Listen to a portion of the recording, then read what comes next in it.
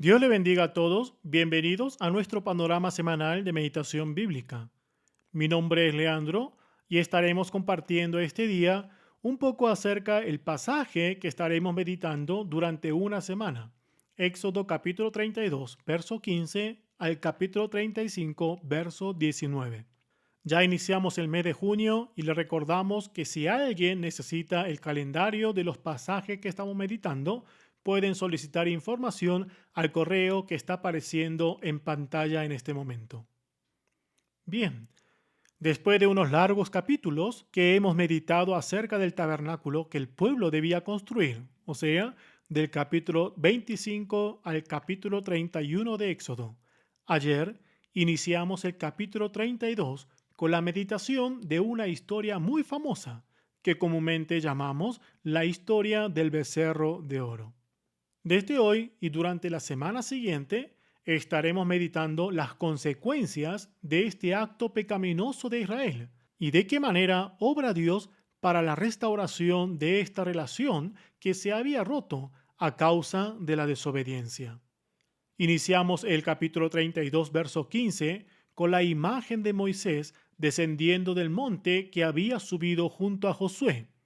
Josué es quien escucha los ruidos que provenían desde el campamento de Israel y ya más cerca ven la fiesta que se había armado en ese lugar.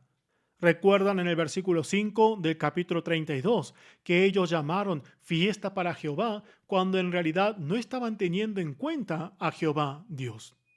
Habiendo descendido Moisés, confronta a Aarón, quien era sacerdote y líder del pueblo, quien a su vez, en lugar de reconocer su falta, le echa la culpa al pueblo de Israel, como podemos ver en el versículo 22.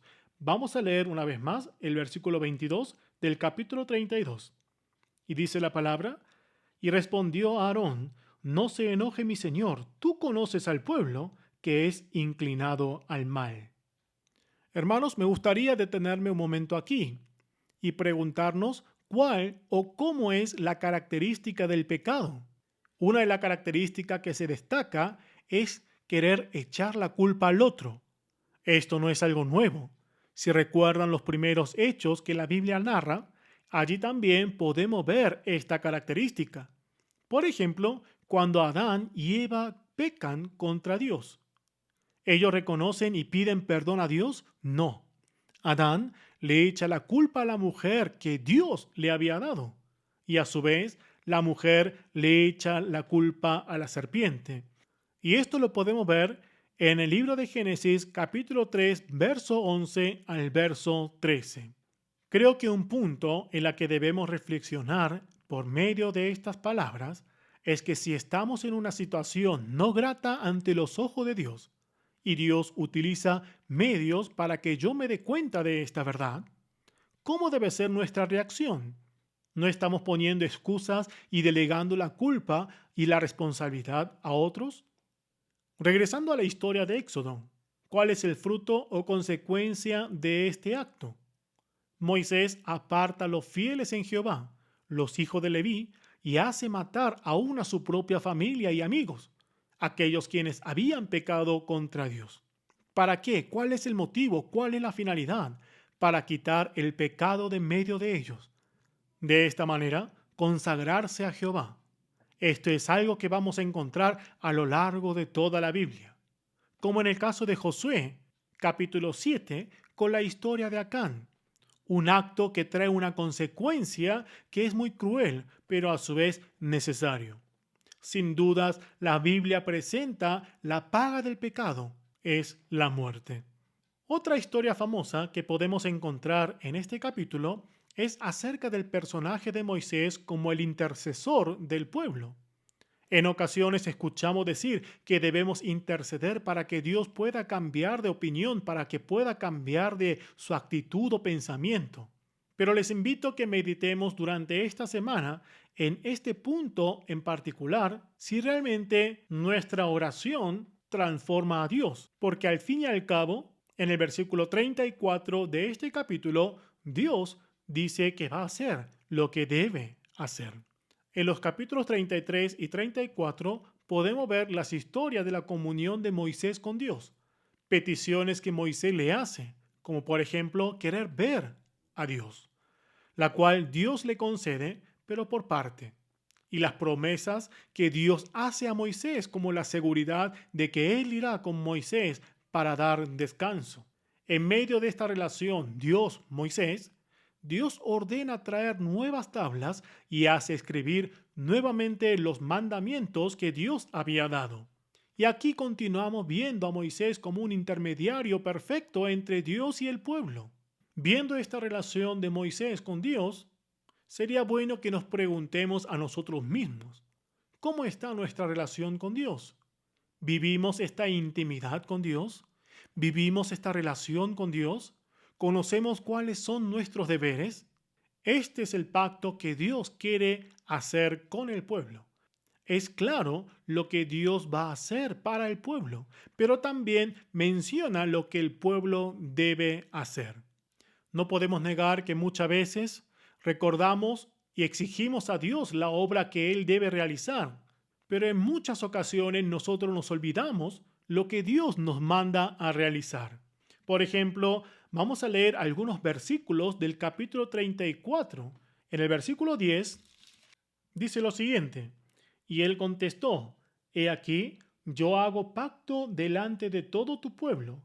Haré maravillas que no han sido hechas en toda la tierra, ni en nación alguno, y verá todo el pueblo en medio del cual estás tú la obra de Jehová, porque será cosa tremenda lo que yo haré contigo. Estas eran las palabras de Jehová, pero luego hay órdenes que el pueblo debía cumplir. Versículo 11: guarda lo que yo te mando hoy.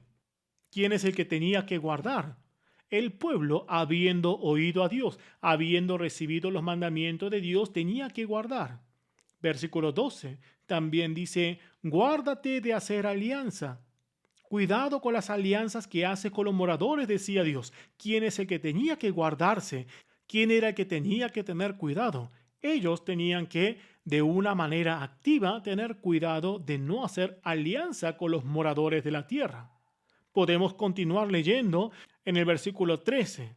Derribaréis, dice la palabra, derribaréis sus altares y quebraréis sus estatuas y cortaréis sus imágenes de acera. ¿Quién debía hacer esto? El pueblo debía actuar. Verso 15. Por tanto, no harás alianza. Es un acto activo del pueblo quienes habían recibido el mandamiento de Dios. Verso 17, continuamos: no te harás dioses de fundición. Verso 18, la fiesta de los panes sin levadura guardarás. Verso 21, 6 días trabajarás, al séptimo día descansarás. Verso 22, también celebrarás la fiesta. Verso 24 recién dice: porque yo arrojaré a las naciones de tu presencia y ensancharé tu territorio, y ninguno codiciará tu tierra cuando subas para presentarte delante de Jehová tu Dios 3 veces en el año. Y la palabra continúa enseñándonos que nosotros como cristianos, nosotros como pueblo, tenemos que tener una actitud activa en cumplir los mandamientos que Dios nos está dando. Hermanos, ¿no estaremos siendo muy pasivos en cumplir estas órdenes de Dios? Y peor aún, no estaremos ni siquiera teniendo en cuenta, no estaremos desconociendo los mandamientos que Dios está haciendo con su pueblo. Aún en estos pasajes podemos descubrir que todos pueden escuchar la palabra de Dios. Todo el pueblo puede escuchar la ley de Dios, pero no todos obran como Dios manda. Quiero terminar leyendo un versículo más que se encuentra en el capítulo 35, verso 10. Dice la palabra: todo sabio de corazón de entre vosotros vendrá y hará todas las cosas que Jehová ha mandado. ¿Cuántos de ustedes que están escuchando en este momento este panorama semanal son sabios de corazón? ¿Cómo podemos demostrar nuestra sabiduría? Este versículo 10 nos da la respuesta. Es acercarnos a Dios y obrar las cosas que Jehová nos está mandando. Deseo que una semana más, por medio de la palabra de Dios, podamos ir conociendo un poco más acerca de Él y que no solamente este conocimiento sea información, sino que todo lo que vayamos aprendiendo de Dios, todas las palabras que oigamos, todos los mandamientos que escuchemos de Dios, podamos ponerlo en práctica, sin olvidarnos que todo esto es posible porque Dios va adelante y ayuda a cumplir este propósito a quienes desean realmente acercarse a Dios. Que Dios le bendiga y nos vemos la semana que viene.